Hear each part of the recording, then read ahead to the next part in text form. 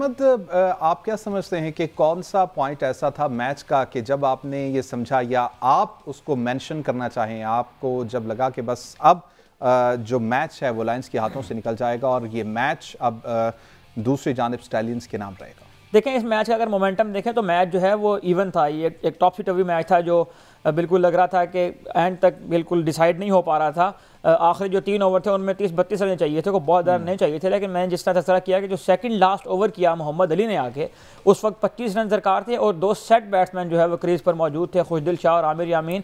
और वो दोनों 27 बॉल खेल चुके थे खुशदिल शाह और 25 बॉल खेल चुके थे आमिर यामीन। तो आप अंदाज़ा लगाएं कि दोनों बैट्समैन ने मिलाकर जो है 50 बॉल खेली थी, तो वो सेट भी थे क्रीज के ऊपर।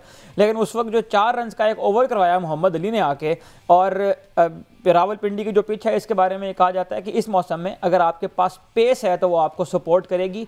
मोहम्मद अली जो है वो बहुत ज़्यादा उनके पास पेस नहीं है, लेकिन उन्होंने लाइन लेंथ और वेरिएशन का बहुत शानदार इस्तेमाल किया। जैसे स्लोअर वन उन्होंने करवाए तो उनको रीड करना जो है वो मुश्किल हो गया खुशदिल शाह के लिए ख़ास तौर पर। तो वो जो सेकंड लास्ट ओवर था वो मेरा ख्याल है कि एक ऐसा क्रूशियल पॉइंट था जहाँ पर मैच का मोमेंटम मुकम्मल तौर पर शिफ्ट हो गया स्टैलियंस की जानिब। और आखिरी ओवर में जिस तरह से मैंने पहले कहा कि 21-22 रन को जो है वो दिफा करना ज़मान खान के लिए कोई बहुत मसला नहीं था।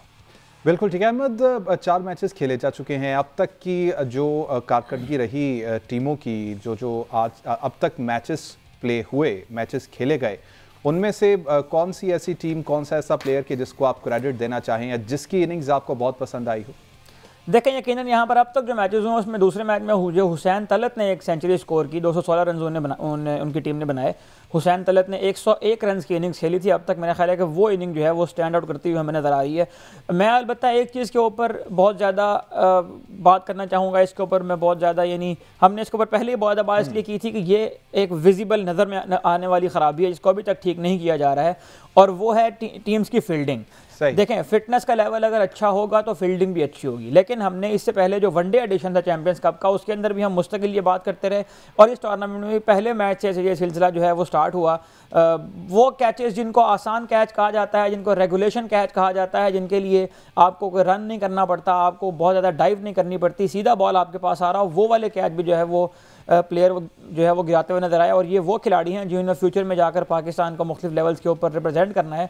तो फील्डिंग का मयार जो है वो पहले मैच से ही इंतहाई नाकिस है, बावजूद इसके कि टीम्स के मेंटोर्स जो हैं वो भी टीम के साथ हैं। शुएब मलिक आज मैच खेलते हुए नजर आए, उनकी अपनी जो है वो फिटनेस हमें मिसाइल नज़र आई, उनकी कैचिंग बहुत शानदार नज़र आई। लेकिन अनफॉर्चुनेटली उनका जो ये वाला बिहेवियर है वो टीम के अंदर ट्रांसलेट नहीं कर पा रहा। तो ये एक बहुत बड़ा गैप है जो हम पिछले 2 महीने से 3 महीने से जिसका तज़किरा कर रहे हैं। वनडे कप के अंदर भी कैचेस पर कैचेस गिराए गए, और इस टूर्नामेंट में भी इसका आगाज़ पहले ही मैच से हो गया, और मुस्तकिल जो है वो हम देखते आ रहे हैं कि फील्डिंग जो है वो एक ऐसा बड़ा अच्छा पॉइंट रेज किया है। इसको आप क्या समझते हैं कि गैर जिम्मेदारी है नए प्लेयर्स की, या फिर एक्सपीरियंस मुंतकिल नहीं हो पा रहा मेंटोर से नए आने वाले प्लेयर्स पर?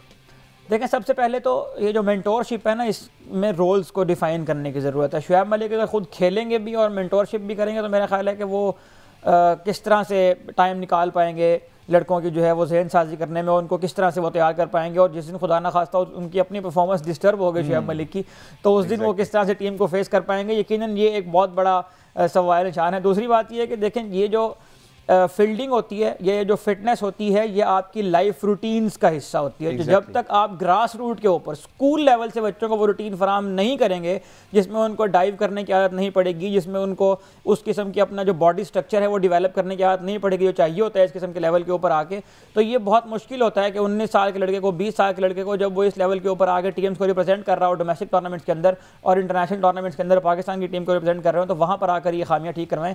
ये खामियाँ जो है वो स्कूल लेवल पर दुरुस्त होने वाली होती हैं। ग्रास रूट पर जो हमारे कोचेस काम कर रहे हैं उनके ऊपर पीसीबी को सोचना चाहिए कि वहाँ पर इस तरह के लोग अपॉइंट किए जाएं, वहाँ पर इस तरह की सहूलियात फराहम की जाएं, इस तरह का इंफ्रास्ट्रक्चर दिया जाए, स्कूल लेवल की जो क्रिकेट है उसको ग्रूम किया जाए, फिर ये जो फील्डिंग वाला मसला है ये ठीक होगा। बिल्कुल ठीक है अहमद, अभी सलमान वर साहब ने भी ज्वाइन कर लिया है। Welcome to the show sir. आज के मैच के हवाले से, चैंपियंस कप के हवाले से बात करें, स्टैलियंस और लायंस के दरमियान ये मैच आज खेला गया। सबसे पहले आप इस मैच के ऊपर क्या तबसरा करना चाहेंगे?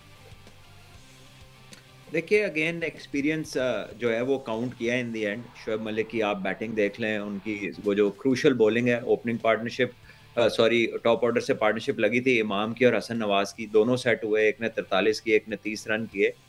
तो वो खुद आए, उन्होंने वो क्रंच पीरियड में बॉलिंग की, 4 ओवर में 22 रन दिए, 2 विकेट्स भी ली उन्होंने, और उस्मान तारिक ने उनके साथ बहुत अच्छी बॉलिंग की, दोनों स्पिनर्स ने 4 विकेटें ली। वहाँ से प्रेशर बिल्ड हुआ, फिर आखिर में आप उनकी फील्डिंग देख लें, बैटिंग में भी उन्होंने क्रूशियल मोमेंट पे हुसैन तलत के साथ पार्टनरशिप लगाई, 40 इन्होंने किए, 50 रन उसने किए और वही 160 तक टोटल लेकर गए। So I think he was the difference between the two teams by and large. लेकिन अगर देखा जाए तो नूरपुर लायंस की जो टीम है उसमें आपको बैटिंग में कह लीजिए कि आप मुतमईन नहीं है। इस टीम की जो बैटिंग है ऐसी वो लगती नहीं है, ना वो तजर्बाकार प्लेयर्स हैं उसमें, और जो नए प्लेयर्स भी हैं they don't look at home, ऐसा लगता है कि वो अभी खासा उन पे काम होने की जरूरत। अच्छा सलमान भट्ट साहब, ये कहिएगा कि आप खुद कमेंट्री के फ़राइज़ सर अंजाम दे रहे हैं, तमाम चीज़ों को बड़े करीब से आप देख रहे हैं, जो इस इवेंट्स के लिए इंतज़ामात आपने देखे, क्या आप मुतमईन हैं इन तमाम इंतज़ामात से, और जिस तरह से ड्राफ्टिंग हुई प्लेयर्स के उस हवाले से मुतमईन हैं आप? देखिए, इस टूर्नामेंट की इंतज़ामिया या एडमिनिस्ट्रेशन के हिसाब से तो बहुत अच्छी चीज़ें हैं। ज़ाहिर है एक प्रीमियर टूर्नामेंट है, इसकी प्राइज़ मनी भी ज़्यादा है, ये एक्सक्लूसिव है, लाइव है ऑन टेलीविज़न, इसके लवाज़मात पूरे हैं। चैंपियंस कप जो है वो एक्सक्लूसिव एडिशन है, चाहे वो फर्स्ट क्लास हो, चाहे वनडे हो, जो पिछला इवेंट किया इन्होंने, और ये वाला। तो आई थिंक ये एक बड़ी अपॉर्चुनिटी है प्लेयर्स के लिए, एक प्लेटफॉर्म है जहाँ पर वो अगर अपना नाम बनाते हैं, स्कोर करते हैं, तो आगे उन्हें मौका मिल सकता है।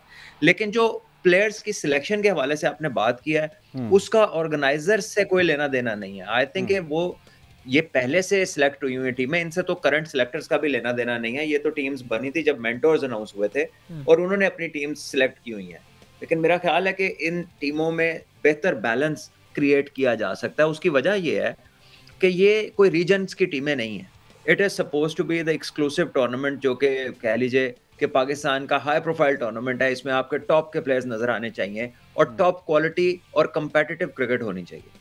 तो उसको कंपेटिटिव बनाने के लिए आपको टीम्स में और बेहतर बैलेंस क्रिएट करना पड़ेगा। अभी भी कुछ टीम्स में 3-3 अच्छे स्पिनर हैं, किसी टीम में 1 है, किसी में 3 तेज बॉलर हैं, किसी में 1 है। तो ये वो चीजें हैं, जैसे आप साजिद खान बाहर बैठे हैं और मेरा ख्याल है वो कई बॉलरों से अच्छे हैं जो अंदर खेल रहे हैं। इसी तरह आपके जो टॉप विकेट टेकर हैं डोमेस्टिक के, वो उनको भी मौका नहीं मिल रहा प्लेइंग 11 में। आपके यंग एंड अपकमिंग बॉलर है उबैद शाह, वो रिसेंटली आपने पीएसएल में भी उन्हें देखा था और यहाँ पे वो बाहर बैठे हुए हैं। तो आई थिंक ये थोड़ा सा बैलेंस को मेंटोर्स मिलके आपस में डिस्कशन के साथ वो विंडो क्रिएट करके प्लेयर्स को जो नहीं खेल पा रहे उनको ऐसी टीमों में जाया जाए जहाँ पे वो इन एक्शन नजर आए, तभी इसकी क्वालिटी और बेहतर की जा सकती है। अच्छा भट्ट साहब, ये जो चैंपियंस कप है इसके स्टार्ट से ही बहुत ज़्यादा बात इसके ऊपर भी की जा रही है कि फ़खर ज़मान को कौमी टीम से इसलिए निकाला गया था कि उनकी सिलेक्शन का जो मयार है वो ठीक नहीं था।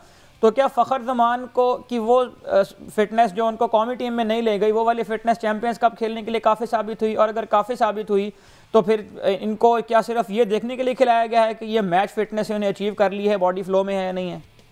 क्योंकि इसका शिकवा उन्हें खुद भी किया था कि मैं फिट हूँ तो खेल रहा हूँ। देखिए, ये भी हो सकता है कि उनकी मैच फिटनेस को एग्जामिन करने के लिए यहाँ पहले खिलाया जा रहा हो, या मैं अज्यूम कर रहा हूँ, मुझे असल चीज़ का इल्म नहीं है। लेकिन एक और भी चीज़ है कि जो फिटनेस टेस्ट पाकिस्तान टीम का है उसका थ्रेशोल्ड जो है वो परसेंटेज में हाई है, और जो फिटनेस टेस्ट डोमेस्टिक की टीमों का है उसका थ्रेशोल्ड थोड़ा लो है। रीजन्स का जो है वो डिफरेंट है, जो डिपार्टमेंट्स का है वो फ़र्क है, और ये 2 से 3 लेवल हैं इसमें फिटनेस के, जिसमें परसेंटेज रिजल्ट्स का फ़र्क है, और जो टॉप परसेंटेज है वो जाती है अकॉर्डिंग टू जो भी इन्होंने क्राइटेरिया बनाया हुआ है, जिसको वही बेहतर एक्सप्लेन कर सकते हैं।